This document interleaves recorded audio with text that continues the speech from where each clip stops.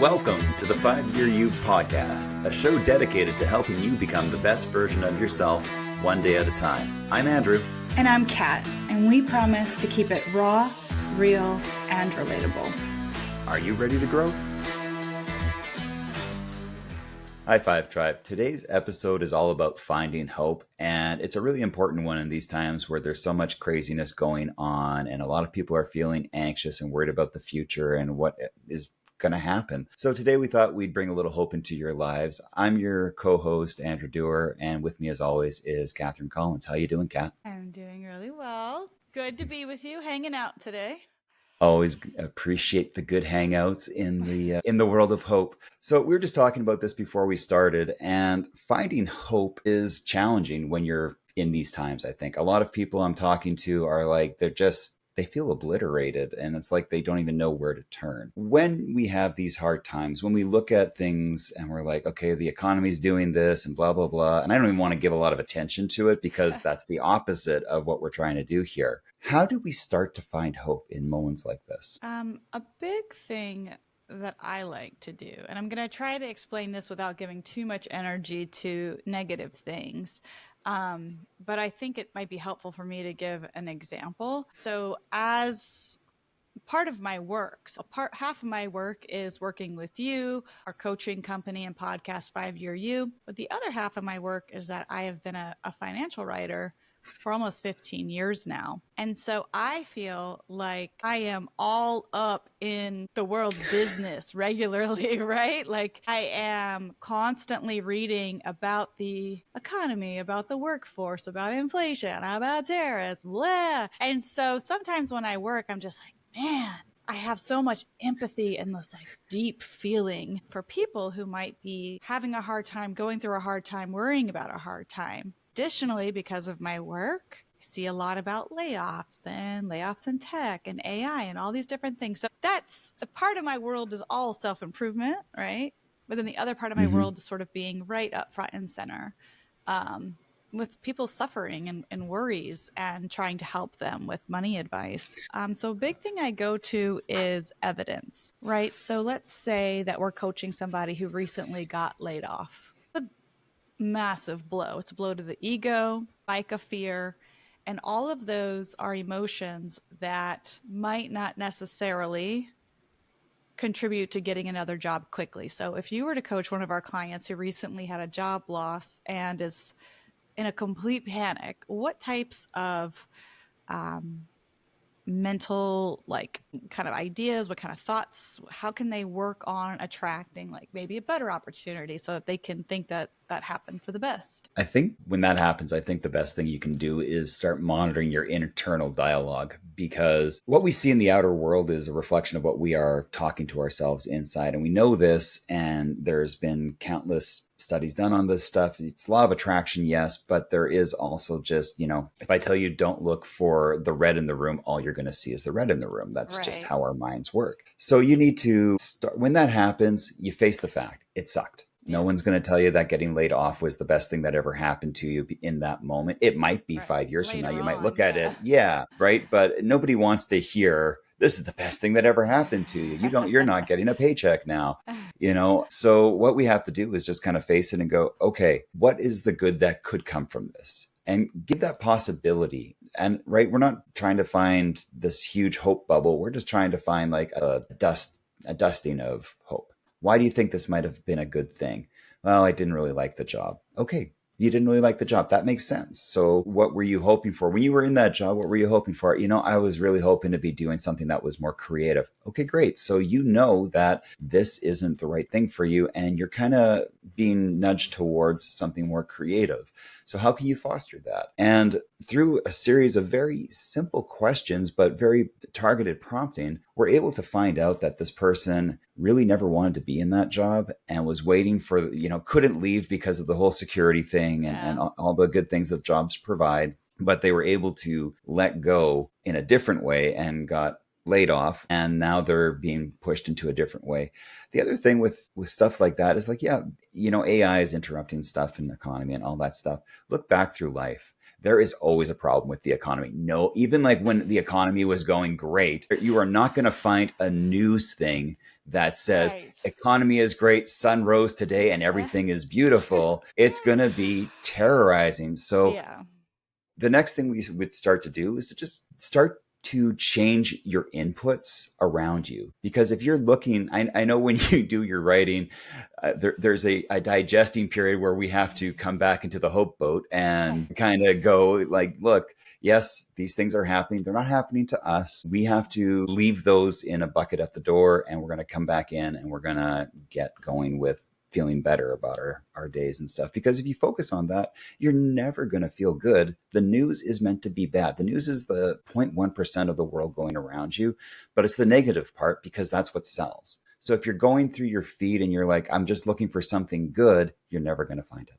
You just won't. I mean, you got to go to your friends, and that's where you start to find hope, is through your social network. Yeah, I think that we're talking about finding hope, and something we've often talked about are silver linings and acknowledging that the world is full of contrast. We have a podcast episode about contrast. So even in times where you feel like you've lost hope or you're at your worst, let's say, someone close to you passed away, like there is a part of you that can see the silver lining that is, had I not had such a special relationship and so much love for this person, I would not be this devastated. Hmm. And I'm so grateful that I had this experience in this lifetime where I was able to love someone so much. Again, hard in the moment, but every challenging thing has a silver lining. And we're coming to you at a time where there is a lot of negative news. There's a lot of negative news about just everyday people having struggles, lots of worries about the cost of everything. And because Andrew and I are money nerds and money people, we can't help but insert some of these tips into that. So try to find the silver lining. For example, let's say that your grocery costs have significantly gone up, which they have for everyone. What Mhm. is a silver lining that you can find? I recently found a woman on Instagram who has taken this as an opportunity to actually learn how to cook things from scratch. She's gotten her kids involved. She was like, I've never bought vegetables to chop. I always buy them pre-chopped. Like, she's using it as a chance to say, okay, how can I cut down on this grocery bill? How can I get my kids involved? And now she's made a pretty solid little business out of it because so many people are looking for this information right now. And her account has blown up, and in the good ways of blowing up. Like, lots of people are looking for it. And that just shows me, like, wow, there is also so much opportunity in hard times. It just depends on how you look at it. And the world might not feel as hopeless if you start to look for some of these silver linings and opportunities. I like that. Again, it's just finding a new direction in your brain to start shifting stuff. I love that story. That's awesome for them. Yeah. But it's true. I mean, what you're going through isn't unique. I wish to say it was, and like we're all these special snowflakes, and we are, but we all go through similar experiences in different ways. And I think having that collective response of going like, yeah, somebody else has gone through a layoff, somebody else has gone through a heartbreak, somebody else has gone through a death or something terrible. We're all going through the economy stuff at the same time. We always have been. So it's just important to look at these things and go, okay, here's the hard truth. You have survived everything that has been thrown at you so far, and you're going to survive this too. And that is something I go back to quite often in my brain when I have a hard moment is, look, my batting average for this is 100% Yeah. of surviving the day. So I'm going to accept the fact that it's a hard moment, but I'm going to look for the things that make me delighted. I think one of the other things that happens when we are trying to find hope, and this is more of a kind of I think the word somatic response to things, but we get in our heads so much. And when that happens, we kind of get frozen, right? It's not like a parasympathetic response or sympathetic nervous response, but it's just like you start overthinking. Yeah. And the best thing you can do when you are getting to that is to start moving. Like in that moment, get up, jump up and down, run in the spot, do bilateral eye training, whatever it is, do some tapping, get outside, get some sun. There's a whole bunch of things you can do to feel better in that moment, but that's what you need to do when you are stuck in your head. And you can attest to that, Kat. I've had that even this week where I had to get a call and it was like, okay, start rubbing your arms and everything, because Yeah. yeah, some days you are harder than others, but you come out of these things you come out of them coming out with proof that I survived this. Yeah. And this happened to build my reserve of hope, of strength, of fortitude. So go ahead.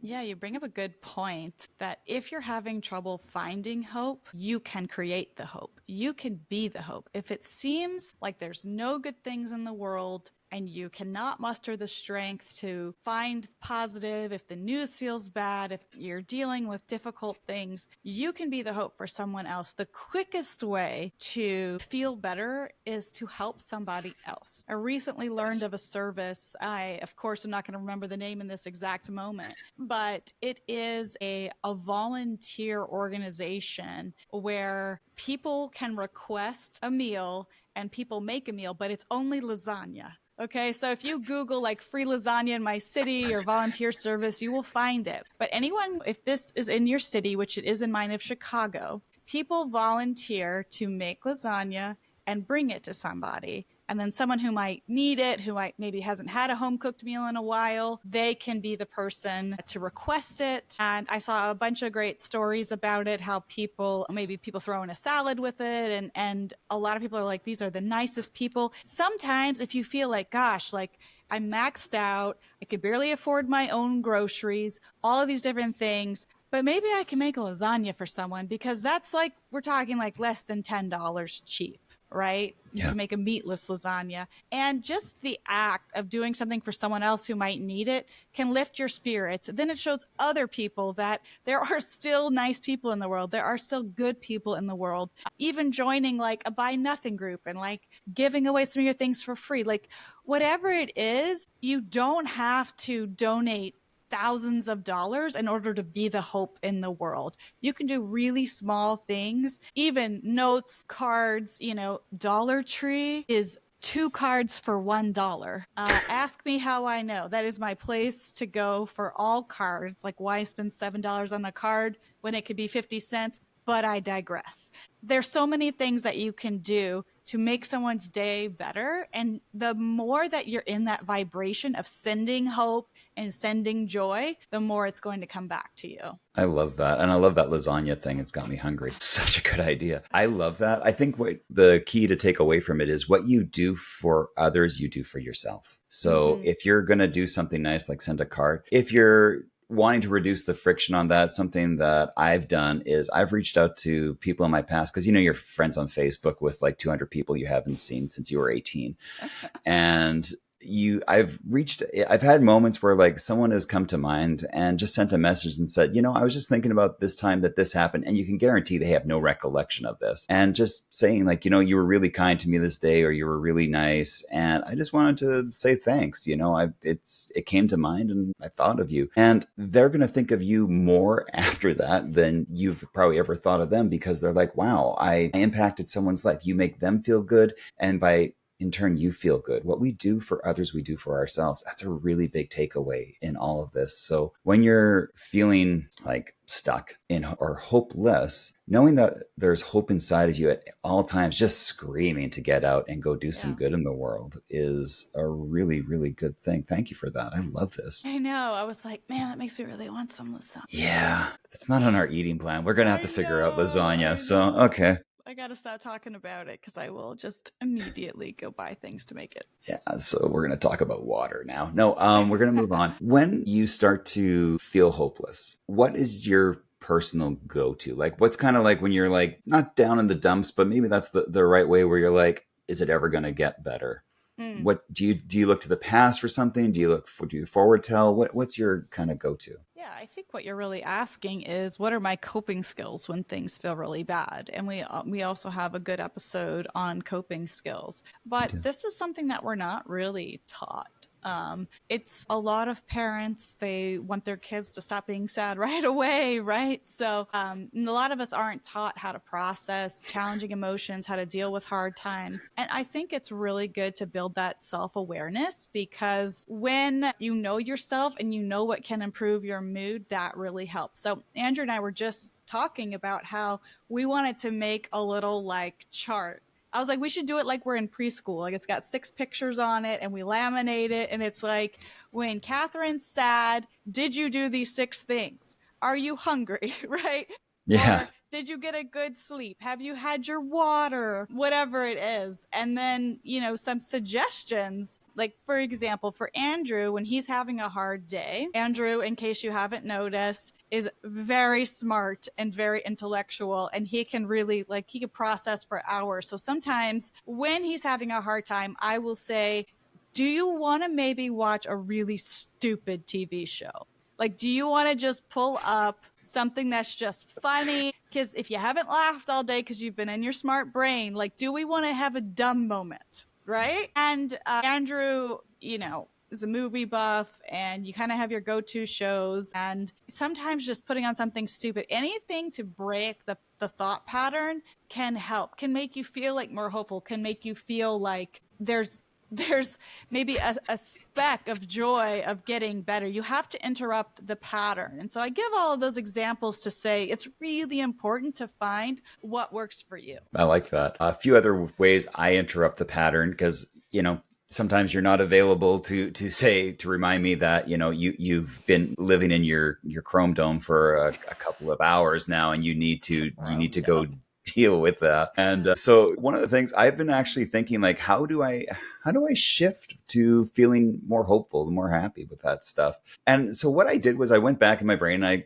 went through my life and just kind of thought of certain things that I just love to do, and not thinking things, just like kind of brainless things. And one of them was playing Super Mario Brothers. So whenever I start getting a little too down, I'll have this mental cue to come up, and it gives me the end, like, when you die in Super Mario Brothers, it kind of has a down song, do do do do do, and then it starts back up again. And as soon as I do that, I feel like even just doing those sounds right now, my whole body just lit up just a little bit because I am wired for happiness with that song. Thank you, Nintendo, for programming that in such a young age. But it's being able to do those things. Like, maybe it's a walk for you, maybe it's whistling, maybe it's humming, maybe it's playing an instrument, Dancing. or dancing. Yeah, all these kind of activities that get you out of your brain and into a better part really do help. But you just got to give yourself permission to think about it and give yourself permission to get out of it. Because that's, I think, the hard part. We wallow in it. Yeah, I think that people maybe really try to do the right thing. Like, no, I'm going to like Oh, yeah. process this feeling. And if I go play a video game or if I go watch a dumb show that's funny, I'm just being avoidant. And that's not necessarily true. Being avoidant is like never dealing with your feelings. Being self aware enough to realize that you need a pattern interrupter, that you need to raise the vibration and raise the feeling by doing something you actually enjoy. There's nothing wrong with that. No. And for the science nerds out there, I just read Hidden Potential by Adam Grant, and he was talking about traumatic movies impacting kids, or traumatic, like, kind of external moments, not like personal moments. And they said that kids and adults that played Tetris the same day for 10 minutes after seeing a traumatic event helped process that event in their brains better than if they just left it. So I am playing Tetris. I have to play with the music off because, again, Nintendo programmed that song. I was hearing that song in my sleep for months. It was not good. But that is really, really another really cool thing. So it's not necessarily being avoidant. You might have to process things differently. Another great way of processing that stuff is to go for a walk without your phone. I mentioned in a past episode that there's bilateral stimulation when you walk and you're swinging your arms and stuff. And if you're thinking about that issue, it will actually process it and allow it to your brain to kind of digest it in a way that is much better. I have been doing that daily for a couple of weeks now since I read the book. And it's amazing how many issues just kind of disappear because you're like, oh, I kind of walked it out. So there's a lot of things you can do. Final tip I will give for this is sort of appreciating and having gratitude for the things you have in your life. And I know that that is like a very commonly used piece of advice by personal development folks, but I'll give you an example. Like, I don't think it's helpful when somebody says, well, there's people in war zones in the world, and there's like a lot of like sadness and hunger and all of those things, so you shouldn't complain. I think everybody is allowed their own experiences, and that if you are feeling sad about something or disappointed about something, whether you're privileged or not, like, everybody has the right to their own experience and their own feelings. But what I will say is kind of funny how the energy works. I have a paid for car that is, 13 years old. And so all kinds of little things are happening. It's developing a little, ornery personality given its age. And the other day, like the lock stopped working, the up and down lock for the driver's side door. And I was like, well, this is a little annoying. I got to kick it old school and put the key in and turn and all these things. And like, part of me was a little grumpy about it. And I went and got a quote on how to fix it. And he said it would be $300. And I was like, well, it doesn't bother me that much, right? Like, it's fine. And so I decided to be nicer to the car and say, you know what, it's fine. Like, I get it. Like, my bones creak sometimes too. And I know you're 13, but I'm really glad to have you.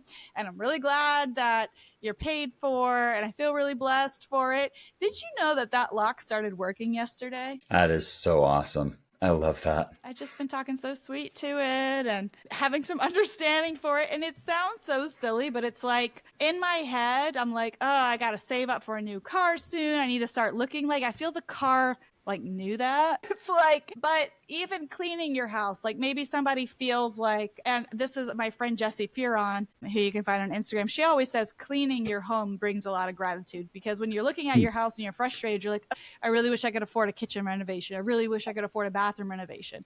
But like cleaning it and just being like, I'm so grateful that I have a bathroom. I'm so grateful I have two bathrooms so that my family, has space and all of these different things. Just looking at very normal things and feeling gratitude for it and putting good energy into it can help you to feel like you're not lacking. I like that. I think that's a really good advice. That's great about your door. Right? I was trying to do some energy work on it when I was there last time, and it was like it was stuck, and I'm like, that's weird. Okay. Anyway, grateful that it started working. Yeah.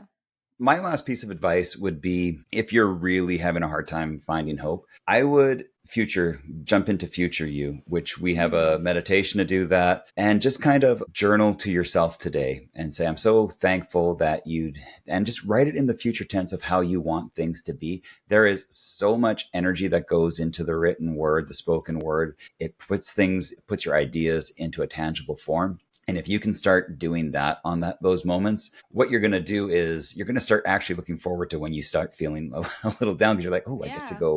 I get to go, join my future self and write back. These little things work for a reason. They activate new parts of our brain. They start thinking in a different way.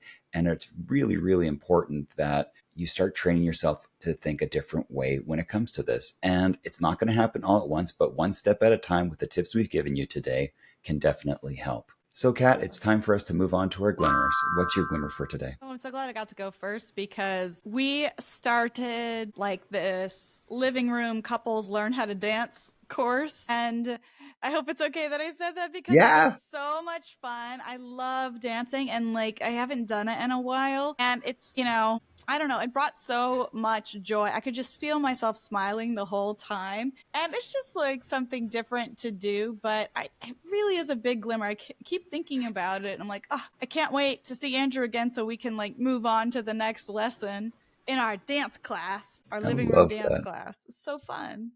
Yeah, it's and I'll give a shout out to them. It's called the app is called Show Her Off, and they have like, living room dance classes. It is so much fun. I've never been one for dancing, and I'm starting to get more into my body with all the stuff Yeah. and growth that we're doing. And I'm like, I really liked that. It was like genuine Yeah. fun, It and was that good was really trust nice. building exercise. We got to practice a dip, and I was like, Yeah. woo!